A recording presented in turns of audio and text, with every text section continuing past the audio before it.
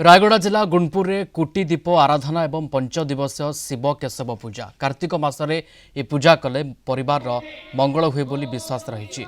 पूजा अवसर में होइथिबा साजसज्जा तिरुपति मंदिर भ्रम सृष्टि करुछि। कोटी दीप आराधना कार्यक्रम ओडिशा रे प्रथम थर गुणपुर में होइथिबा उत्सव कमिटी पक्षरु कहा जायछि। प्रथम दिन सहस्र कहलाटम गणपति होम है, द्वितीय दिन अलाकुल अष्टोत्तर है, तृतीय दिन इबुटी पूजा है। ये आम गुणपुर बहुत भाग्य करछु, सेटा पे 5 दिन रे पूजा बहुत खुशी भाव रे होउची।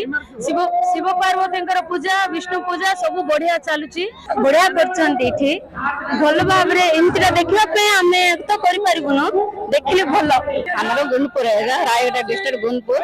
आमे जो तिरुपति भगवान को केमिति आमे देखिले खुशी होउछो। एठी मदा सेटा मिलुची, सेटा तृप्ति होउछो।